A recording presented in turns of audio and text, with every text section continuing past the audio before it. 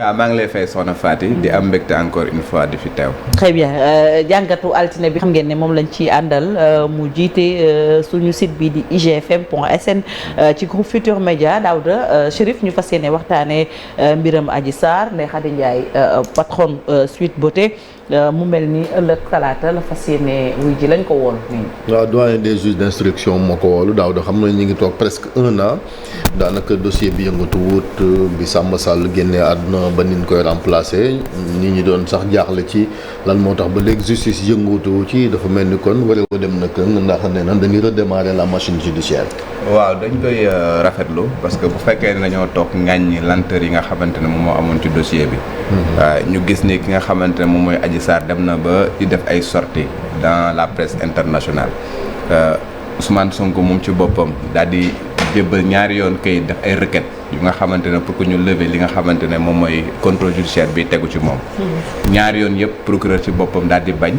sous prétexte que kenn auditionné gul ko dans le fond du dossier.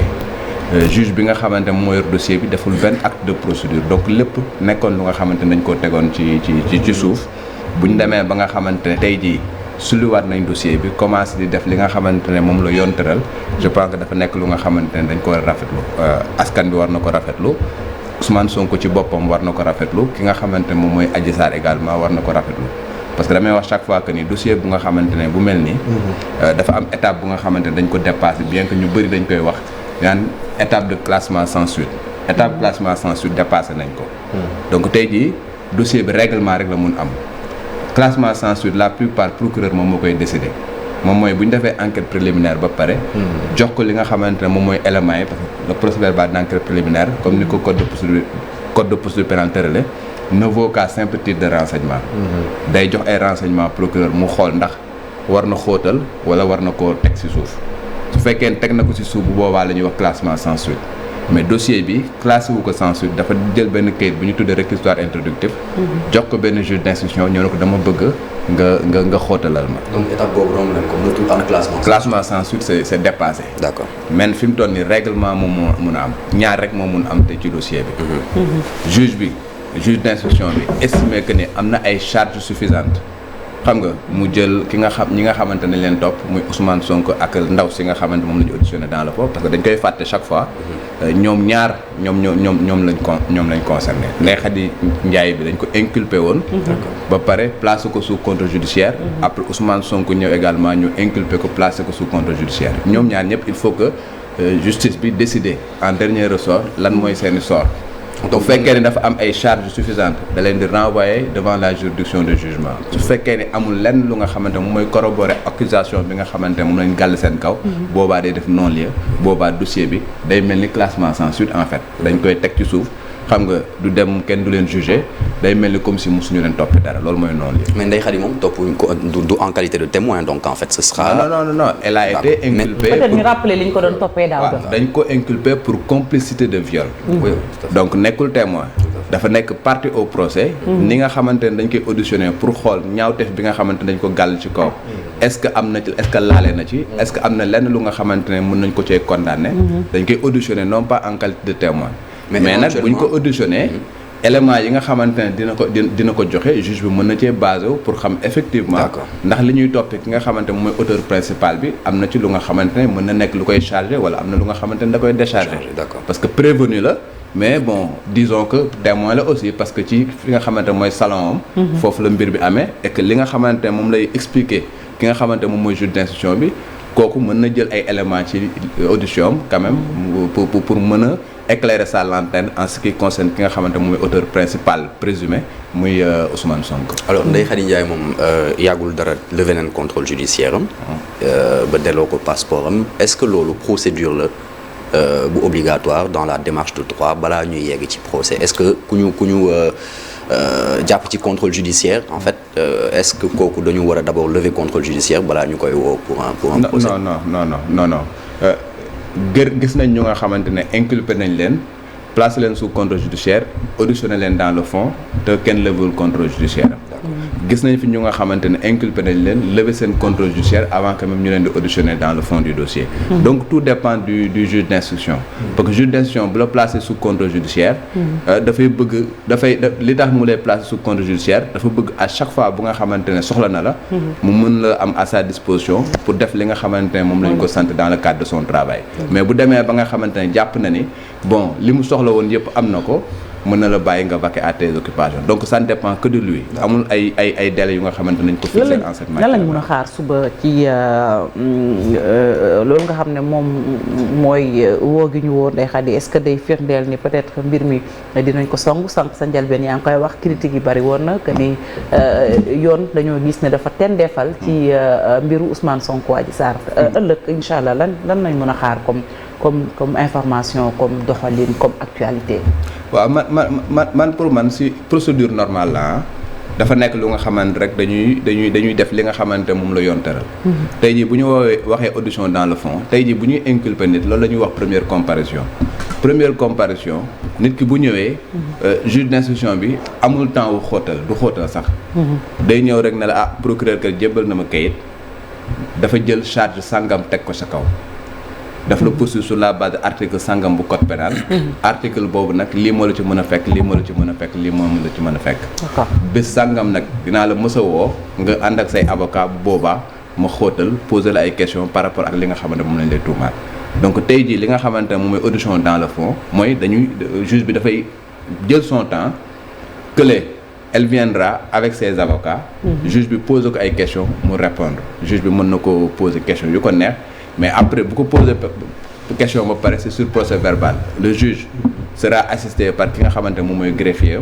ki nga xamante ne moom mooy ndaw si elle sera assistée par ses avocats juge bi ñu jàmmaaloo ñu poser ko ay questions après moom bu demee juge bi nag en fonction des réponses yu nga xamante jox na ko su fekkee ne am na loo xamante ne bëgg na ko gën a leeral mu pose question ay ñu nga xamante ne jàpp na ni mën nañ ko ci éclairer su fekkee ne am na expertise bu nga xam ne war na koo demander mu demander expertise boobu su fekkee ne am na benn acte de procédure bu nga xam war na koo def moom mu def ko mais loo ci luñ ci mën a jàpp daal mooy audition dans le fond la dañ koy jox occasion fi mu toll nii pour que mu expliquer wu de fond na laa koy sax au fond ci lépp li nga xamante ne dañ ko koo tuumaal fi mu toll nii voilà beneen bi rek laata ngay dem Ndeye Khady a été constante quand même ci coow loolu yëpp depuis 1 an li mu doon wax génn ci woon que ni moom dafa jàpp ne Ousmane Sonko dañu kaa tuumaal complot loolu ak lu ni mel loolu aussi peut-être mën nañ ci def taxaw seetlu un peu. waaw moom léegi moom bu fekkee rek loolu comme ni nga ko waxee elle a été constante que ce soit à l'enquête préliminaire. À la gendarmerie. Que ce soit sortie yi nga xamante ne def na ko dans la presse également loolu la mës a wax su demee ci juge d'instruction bi également on s'attend à ce que mu confirmer loolu. bu ko confirmer également et que mu amul benn élément bu nga xamante ne moom moo koy nu mu tudd contredire dafay nekk lu nga xamante ne luy décharger ki nga xamante ne moom mooy auteur principal présumé bi la et par conséquent juge bi war na cee na laajte waa sax war na cee basé wu parce que juge bi comme ni ñuy waxee le juge d'instruction dafay instruire à charge et à décharge chaque fois dañuy wax par exemple moom dafa war a ut ay preuves mais loolu il faut que ñu comprendre que ni au niveau du juge d'instruction le juge d'instruction ne cherche pas des preuves boo demee enquête préliminaire ay indices la ñuy ut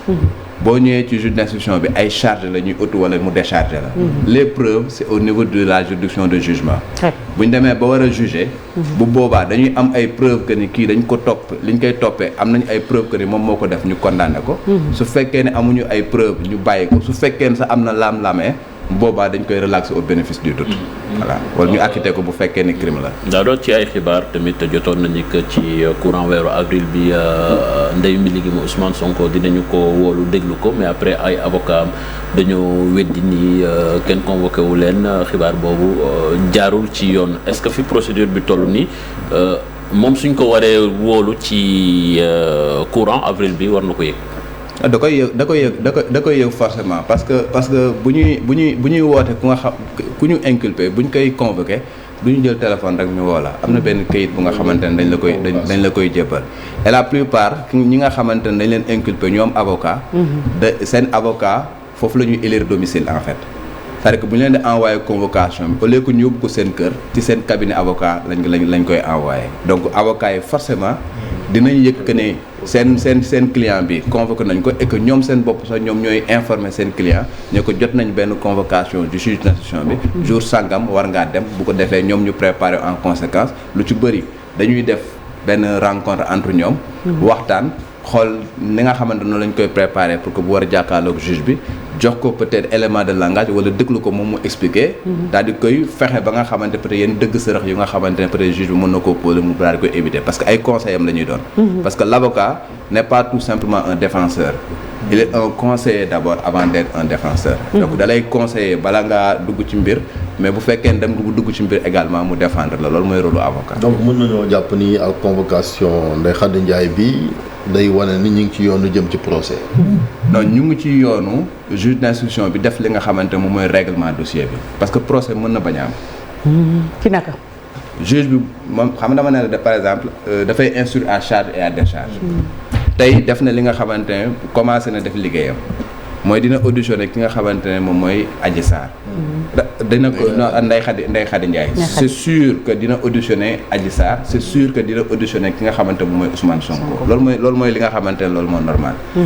mën na également jàpp ne par exemple telle personne cité nañ ko témoin la telle personne cité nañ ko témoin mën na leen auditionner. bu paree loolu yëpp audition yooyu yëpp moom si boppam. après moom dafa war a éplucher li nga xamante moom mooy dossier yi nga xamante dañ ko jox ci enquête préliminaire bi. dafa war a éplucher li nga xamante moom mooy audition yi nga xamante dañ koy def après moom si boppam mu xool ndax am na ay charges yi nga xamante ne charge suffisante la lii bu nga xam mën na motiver à ce que mu poursuivre nit ki devant la juridiction de jugement bu boobaa mu def ordonnance de renvoi bu defee ordonnance de renvoi nag foofu la ñuy wax ne procès day am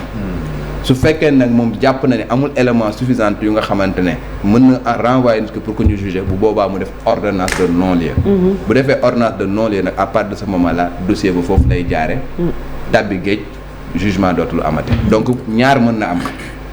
mu yóbbu ñi nga xamante ne dañ leen tuumaal juridiction de jugement pour que ñu juger leen bu boobaa la ñuy doog a wax procès wala mu jàpp ne amul lenn lu nga xam mën na koo basé wu pour que ñu juger leen bu boobaa mu def non-lieu bu boobaa dossier bi foofu lay yem du am jugement mais gis nañ par exemple je pense bu dul Ndeye Khady ak Adji Sarr Sonko moom déglu woon ko à l'enquête préliminaire mais ni kon moom dégloo woon ko même ci dossier bi waaw parce que dañ ko moom première comparution rek la def ñu inculpé ko placé ko sous contrôle judiciaire maintenant nag juge d'instruction bi bu boobaa li nga xamante ne moom mooy doon audition bi moom mooy doon li nga xamante ne ci loolu lay basé wu pour mun def correctement son travail parce que dañ koy wax chaque fois bon peut-être enquête préliminaire des fois dañ ko jox peut-être benn gëdd bu nga xamante ne texte yi sax joxuñu ko parce que texte yi dañu wax ni l'enquête préliminaire ne vaut qu'à simple titre de renseignement enquête préliminaire nekkul ku dul jox ay renseignements procureur bi nga xamante ne moom mooy le maître des poursuites moom moo am l'opportunité des poursuites moom moo mën a enclencher un certain nombre de procédures donc l'enquête préliminaire n'est destinée qu'au procureur de la République pour que moom mu mën sur la base de enquête préliminaire am ay éléments pour xam ndax am na ay indices yu nga xamante mën na ko pousser mu topp nit ki nga xamante ne dañ ko tuumaal wala amul ay indices bu boobaa mu classé sans suite donc liewul le juge d'instruction l'enquête préliminaire ne lie pas le juge d'instruction très bien merci beaucoup Daouda jàngat bi am na solo merci pour le cours magistral et pour toutes les explications c'est vrai que droit moom dégg la te macha allah dégg nga ko on te remercie vraiment ci sa contribution am na solo et puis suñu genre ki nga xam ne du ñu comprendre bu baax dañuy gindi bu baax merci encore pour le cours magistral tey moom droit la ñu yóbbu ca faculté ba jàngal ñu bu baax merci et puis on va suivre nu mu tuddati l'audition de Ndeye Khady Ndiaye ëllëg incha allah talaata lay doon ñu wéyal info matin mu mel ni 8h jot na ba tegal ñaar fukki simili ak ñeent ca Mbour Gueye.